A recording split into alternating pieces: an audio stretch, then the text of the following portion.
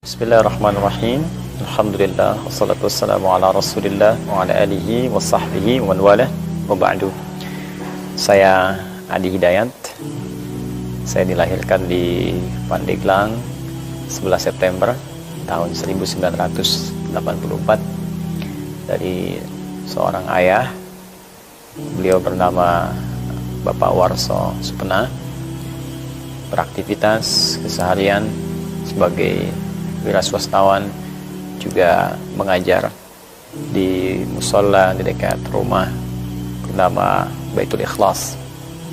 Dari kecil saya selalu dibawa oleh beliau dalam pengajian-pengajian beliau, dan beliau meninggal dunia ketika saya masuk pesantren dalam usia kurang lebih 13 tahun. Saya dilahirkan oleh seorang ibu yang sangat tangguh. Beliau bernama Ibu Hajar Rafia Akhyar, yang berjuang sangat luar biasa dengan tenaga, keringat, darah, air mata, dengan pendidikan yang sangat luar biasa, perhatian yang sangat tinggi, sehingga bisa melahirkan putra dan putri yang sejauh saya ketahui cukup tangguh untuk menjalani tantangan-tantangan kehidupan sampai dengan masa kini. Saya sekolah dari mulai TK di TK Bayangkara di Cekek, Karaton, dan alhamdulillah mendapatkan pendidikan dini yang cukup baik, diajar oleh guru-guru yang sangat perhatian, ada Ibu Elin dan guru-guru yang lain, dan mendapatkan predikat sebagai siswa terbaik. Pada saat itu saya masih ingat mengenakan baju polisi ya, warna coklat pada saat itu. Kemudian masuk ke SD di SD Karaton 3 Pandeglang. Biasanya ibu saya punya visi kami dari kelas 1 sampai 3 di SD Karaton 3 karena ibu mengajar di sana. Kemudian dari kelas 4, 5 dan 6 kami dipindahkan ke SD 3 Pandeglang supaya mendapatkan pengalaman dan wawasan lebih luas, ya, khususnya barangkali ketidakadaan ibunda mengajar di tempat itu akan membuat kami lebih terbiasa dan beradaptasi dengan lingkungan tanpa pengawasan orang tua secara langsung.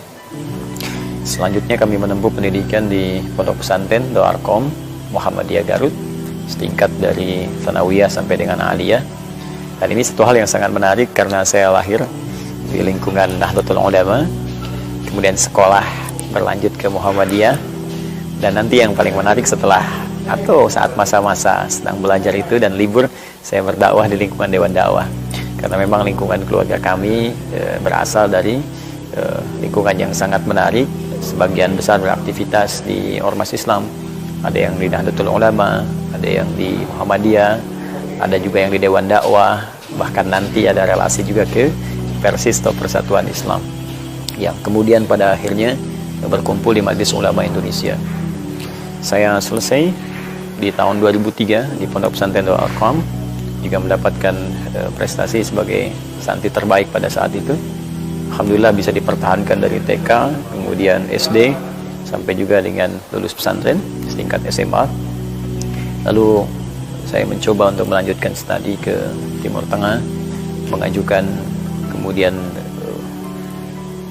permohonan untuk melanjutkan studi di Madinah Al-Munawwarah, namun terjadi sebelumnya bom Bali sehingga kuota semuanya ditutup, dan alhamdulillah saya diterima di Fakultas Dirasat Islamiyah wal Arabiyah, FDI dikenal, ya, salah satu fakultas khusus yang bekerja sama dengan Kairo Al-Azhar Mesir, bertempat di Win Syarif Hidayatullah Jakarta.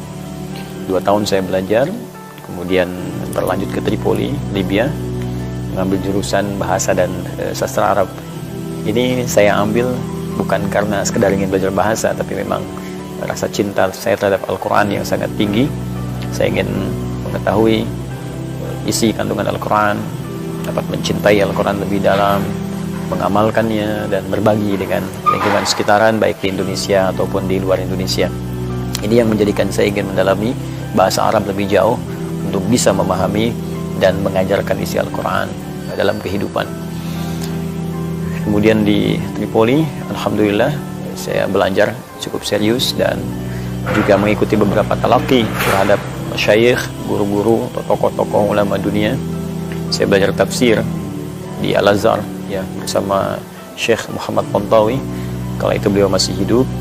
Saya juga mencoba untuk belajar fikih dari Syekh Wahba Az-Zuhairi dan mengambil talaqi Al-Quran dari Syekh Dukali, Syekh Ali Al-Libi, Syekh Ali At-Tanzani, dari riwayat-riwayat yang berbeda. Alhamdulillah saya selesai, kemudian S1 di Tripoli dan berlanjut kepada S2, mengambil jurusan yang sama, linear, dan mengembangkan itu dalam konteks dakwah. Dan saat terjadi revolusi di Libya, kemudian saya kembali ke Indonesia dan melengkapi magister pada jurusan pendidikan dan bahasa Arab di UIN Sunan Gunung Jati di Bandung. Alhamdulillah aktivitas dakwah kemudian berlanjut. Sepulang dari Tripoli, kita berusaha mewujudkan visi-visi masa depan, bagaimana dengan apa yang Allah titipkan kepada kita. Pertama, bisa meluaskan wawasan keislaman, mengenalkan Islam yang lebih luas, mengenalkan keindahan Islam, mengenalkan komprehensivitas ajaran Islam dalam kehidupan baik di Indonesia ataupun di luar Indonesia. Dan yang lebih penting daripada itu, saya ingin bagaimana kemudian apa yang saya dapatkan bisa berkontribusi positif bagi tempat yang saya pijak, negeri yang saya cintai, yaitu Negara Kesatuan Republik Indonesia. Saya sangat mencintai negara saya sangat mencintai bangsa saya. Karena itu kemudian saya berusaha membuat sebuah visi ke depan, bagaimana kalau ulama dulu kemudian menginisiasi nilai keislaman untuk membidani kelahiran negara Republik Indonesia, maka ulama kini saya berpikir visi lebih jauh, bagaimana mengambil spirit di masa lalu untuk menghadirkan kemajuan, kesejahteraan dan kemakmuran bagi Negara Kesatuan Republik Indonesia. Maka diantaranya saya membuat Quantum Akhyar Institute, yang dengan itu saya mengenalkan beberapa hal kepada masyarakat. Pertama, memberikan wawasan keislaman yang luas sehingga masyarakat bisa mengetahui komprehensivitas ajaran Islam dan meminimalisir ya konflik-konflik yang sering terjadi di masyarakat akibat perbedaan pandangan-pandangan fikih ataupun yang lain. Kita turunkan semua referensinya, kita berikan pemahaman dan kita tampilkan cara baru barangkali dalam penyampaian tausiah atau pengajaran. Tidak hanya sebatas pada monolog, kita berikan referensi dengan dasar tulisan, membiasakan untuk memahami, sehingga dengan itu barangkali selain meningkat wawasan juga terlahir kekhusyuan dalam peningkatan ibadah. Kemudian dari situ kita coba semarakan dan aktualisasikan nilai-nilai Al-Quran dalam kehidupan. Kita membawa spirit yang kita kenal dengan Al-Quran Sunnah Solution, ya, menghadirkan solusi dari nilai Al-Quran dan hadis-hadis atau sunnah-sunnah Nabi Muhammad SAW. Maka kita kemudian membuat sebuah sistem ya untuk mengenalkan Al-Quran, kemudian juga mendalami isi kandungan Al-Quran lewat kelas-kelas Al-Quran. Di kelas itu kemudian dibahas Al-Quran sesuai passion kehidupan. Ada kelas dunia usaha, kelas dokter, kelas pelajar, ya, kelas ilmuwan, sehingga spirit Al-Quran bisa diterapkan dalam kehidupan yang nyata. Ya, ada juga nanti kelas penghafal. Alhamdulillah Allah berikan sebuah jalan untuk menghafal Al-Quran 30 juz dalam 30 hari, dan Alhamdulillah ada yang menghatamkan dalam 15 hari, ya, 16 hari, 18 hari, 24 hari, ya, Al-Quran 30 juz. Dan spirit ini kita kumpulkan dalam satu divisi bernama At-Taisir Learning Center. Dan diantara itu yang coba kita lakukan juga, bagaimana kemudian menyampaikan risalah Islam sehingga diterima dengan baik oleh masyarakat, yaitu salah satunya kita mengkampanyekan nilai kedamaian Islam, nilai persahabatan dalam Islam, dan nilai kerukunan dalam Al-Quran dan Sunnah, sehingga kesan-kesan Islam saat ini yang dikesankan dalam tanda petik Islam identik dengan radikalisme, terorisme, nah itu bisa kita kikis dan kita tampilkan yang sebaliknya, yang sesuai dengan tuntunan yang nyata dari Al-Quran dan Sunnah Rasulullah SAW.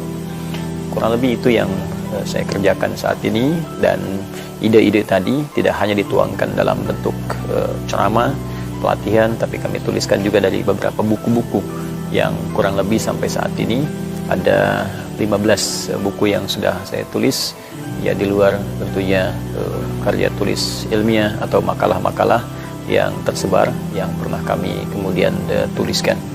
Ya, ada yang berbentuk bahasa Arab, juga bahasa Indonesia. Dan saya bermohon pada Allah Subhanahu wa Ta'ala, apapun yang kemudian bisa saya capai itu bisa bermanfaat, ya, menghadirkan ampunan Allah dan khususnya memberikan pahala kepada ayah dan ibunda saya khususnya yang telah banyak berjuang untuk mendidik anak-anaknya. Semoga Allah muliakan keduanya, rahmati keduanya, dan menyatukan kami dan keluarga serta orang-orang tercinta di surga Allah Subhanahu wa taala bersama Rasulullah SAW. Ya, terima kasih. Dan sebagai penutup, saya sedang menikah. Allah karuniai alhamdulillah istri yang sangat setia, istri yang sangat cantik, istri yang sangat luar biasa, gigih dalam berjuang, Ustazah Sufaira, dan dikaruniai kami 3 orang anak. Muhammad hamilul Quran, saya berharap dia menjadi seorang yang cinta dengan Al-Quran dan mengamalkannya. Yang kedua perempuan, Amelia Habibatul Mustafa. Ya, Amelia yang saya harapkan Habibatul Mustafa menjadi kekasihnya Rasulullah SAW. Yang kedua ini saya harapkan menjadi penguat untuk sunnahnya. Dan yang ketiga, ya, Muhammad Abdullah Amali, ya, seorang yang saya harapkan mengumpulkan 2 nilai dari Al-Quran dan sunnah tadi dan menjadi pejuang dalam kehidupan. Assalamualaikum warahmatullahi wabarakatuh.